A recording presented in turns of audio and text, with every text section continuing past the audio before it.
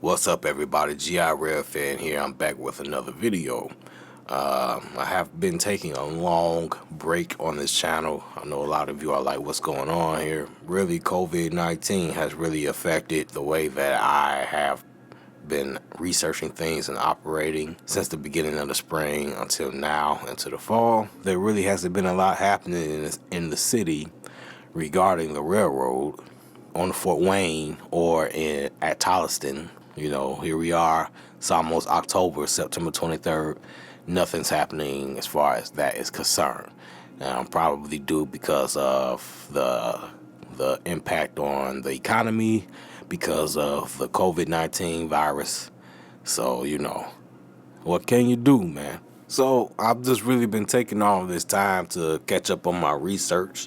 I got a lot of stuff written, but I haven't recorded any of it. So I am a little bit behind. But right now, this is more like of a bonus video, something that not a lot of people are probably going to be interested in. This just goes to show you the degree of research that I have done these past couple of months. Now, last 3 years or so, I've been working on a railroad map that could be opened up in Google Maps here, and I can zoom out for you a little bit. All right, so this is Lake County, the entire Lake County, and this is most of the main lines that exist in Lake County or have existed in Lake County in the past. And my goal was, and still is, to map every single railroad lane in Lake County, old and new. We're going to be talking about this map and going to be going over some interesting things that I think some of you history buffs might be interested in. We're focusing down on Gary, operations around 2nd and Broadway. All right, so now this is the location where the trolley cars will turn around and drop off and pick up steel mill workers who live elsewhere in the county, Hammond, Crown Point, Valparaiso, whatever. They will come here to be dropped off to go to work at Gary Works up here. And the trolley car had a couple of lines here. It was 2 here, and then there was 1 here. And they were all connected in a loop. And they all went down Broadway and other points south from there. All right. Looking at the maps that happen to show this loop, they leave out something. And this is something that I've just recently discovered on a map that I obtained from IU Bloomington. And it's a 1938 aerial photograph of Gary. Now, they have the whole county photograph aerial from that year, which is the official year that the government began taking these sorts of photos. They're about $10 a pop. There, you know, that kind of stuff tends to add up. You know, and you're like, if you want 10 pictures, that's $100. That's like, whoa. You know, but then I have other pictures from the USGS, which are free. So, you know, I've taken those and I've studied these photographs. One of them that you see over here, this is from the 1951. But we're gonna go to 1938 to show you guys what this area used to, right here, to show you what this area used to look like back then. All right, so what we are looking at here is 2nd and Broadway. There are some landmarks here that you can use to try to figure out where you are. So if you focus on the black and white photograph for a moment, you see the bridge here. And I'm already zoomed in a lot in this photo. Like this 1938 photograph, the resolution is not good at all. Sometimes the artifacts might play tricks on you. You might think that there's something there that is not, you know. So that's why you have to really be careful when you're studying these types of photographs. But there are landmarks that you can use to compare from today's time to that time. And one of the landmarks is this bridge here over the Grand Calumet River, which is something less than grand, but whatever. See here, of course, the bridge is still there today. All right, you see the U.S. Steel building here, which is right here. And that same building is over here in 1938. And if you go here on the south bank of the Grand Calumet River, this is the loop that I told you about. And over here, it's not really coming up very, very clearly. The closer I zoom in, the worse the resolution gets. So this area here that I'm circling on the black and white area is the same area that is pictured over here in 2019. You can see that there's been quite a lot of changes happening that has happened in this area between 1938 and 2019. But this is the area where the trolley cars will drop people off at. You see the trolley depot here. It's very small. You can't even make it out. But that would have been here somewhere around where this gazebo is sitting today. And what I want to point out to you guys, there was a storage track that came off of the EJ&E line here. It went down incline, went down a grade, and it curled, and then it came over right to Broadway, and it stopped right at Broadway, right at 2nd and Broadway. I had this photograph for a number of months, and I didn't recognize that this was actually a railroad spur. And what confirmed it to me was this. I'll show you guys. This photograph right here. This was a photograph that came from a bigger write-up that was basically predicting that trolley taxis will be eliminated because of the streetcars, which we all know never manifested. But nevertheless, you see the trolley, the streetcar depot here, a portion of it here. If you all can see it, right? There's the U.S. Steel building there, which is this building here. This picture is from 1919, by the way, February 1919. And you see the spurs that I told you about. I told you there were 2 spurs that curled into the depot, and then there was one further down. It's the same deal here. There was 2 that came in here, and then there was one further down, and they were all connected in a loop. The thing of note in this photograph is this bumping post. Now, you know, most people would look at this photograph and not even pay any attention to that bumping post. There's a lot going on in the picture, you know.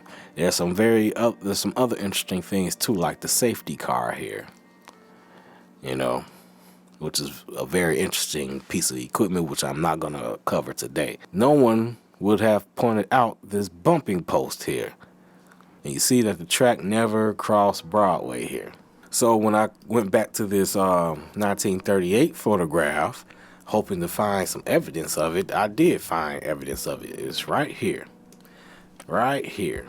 This is where the bumping post would have been in that photograph I told you about. And it's a very low quality photograph, but this is a rail spur that comes up onto this incline that I mentioned earlier, onto the EJ&E. And this area right here where the gas compressed gas storage tanks were stored. And you see there are at least 2 big storage tanks. There's a smaller tank here, and there's a bigger tank here, and the railroad EJ&E served this plant. It was a gas plant. I thought that was very interesting, because I've seen pictures of the tanks, and I've seen a little bit of talk about the gas tanks from sources here or there, but none of them never really mentioned that the freight railroads serviced those gas tanks. Now I see that indeed they did. I have that mapped out over here, so you can get a clearer idea of what I'm talking about. All right, this is the EJ&E line here, and there was a spur that came off of here, down the grade, curled around, and stopped right at 2nd and Broadway. And the bumping post would have been somewhere around here. It's not really all that accurate, but it's close enough. So now you can see, compared to the 1938 photograph, you see that the tank is indeed there. And by 1951, that tank has been removed. You can see the footprint, the outline of the tank here. But this spur is still there in 1951. It's still curling on around, and it's still stopping at 2nd and Broadway, where you can see that there are something being stored here on the tracks. And of course, by 1951, the trolleys had stopped running, so there aren't any trolley tracks here. You can still see from today's imagery kind of like what the outline would have looked like back then. But this spur came and served these gas storage tanks here. And this little small spur here served the small tank that was here. And then the larger tank was up around here where this high line tower is. This high tension power line tower. So that's just some of the research that I do. Even though that might seem like a small, insignificant thing, I would dare to say that most people probably didn't know that there used to be a spur there. You know, and it makes you look at this area a little different. It's not just a patch of unused, polluted land anymore. And it's cool for me to go through the maps and even visit these places in person sometimes and actually see where this old stuff used to be. Another area that I researched is this area here on Buchanan Street, just east of Kirkyard. And in the same 1938 photograph, we have that area here. And you can see how different this area looks from 1938 until 2019, which is here, the same general area. So what's so interesting about this area? Well, what always interested me was when I looked at the newer photographs here, it's a culvert here. The culvert that goes nowhere. And it always puzzled me. Why is there a culvert here? Just some random culvert. There is no output. There's no input. You know, like what is going on here with this culvert? Most people would look at these photographs and not even pay that detail any attention. You know. But me being who I am, I look at everything. Why is there a culvert here? If we use imagery to go back as far as the imagery would take us in Google, you can see that the culvert is there. You can really see how I'm saying like it goes nowhere. And if we go to a more recent photo, this is from 2018. You can see it better now with a higher resolution and with all of the vegetation dead in this picture. You can really see the old culvert here now, and you know it doesn't go anywhere. So why is there a culvert here that doesn't go anywhere? Well, it didn't used to always be the case. As you can see over here in the 1938 photograph, here's the Grand Calumet River here. It's going under the railroad bridges, but there was a spur built off of the Grand Calumet River here, around here, and it went northwest, and then it cut under all of the railroad lines in this area. So the water was here, it went this way, then it went through into this culvert, and the culvert extended under all of the railroad lines here. All right. Now that answers a little bit of the puzzle.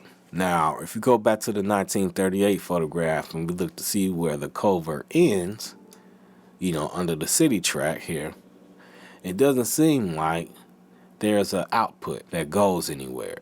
I have no idea why this culvert was installed here, but it must have served a pretty important purpose if there's water from the Grand Calumet River being funneled to it. And then, of course, at some point in time, this culvert became obsolete or was unwanted, or it served its purpose for some reason.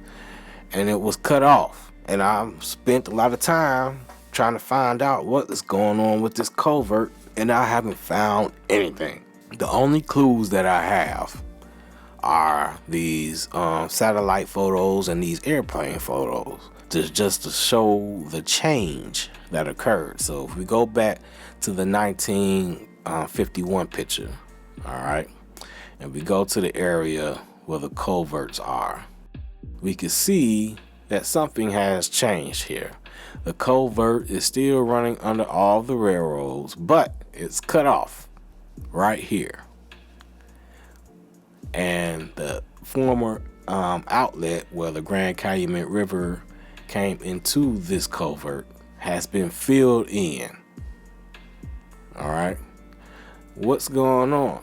Well, the only clue that I see are these extra railroad lines that are here.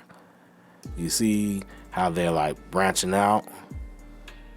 It's like a crossover track here, and then there's another spur that's going up this way somewhere. And what's going on? So if you go back to 1938 to that same area, you see that that area is not as expansive as it is in 1951.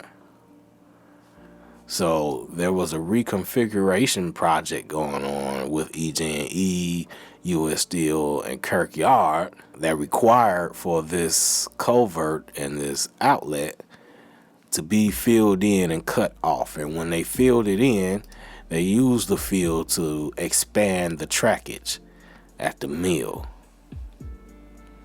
So this culvert no longer works.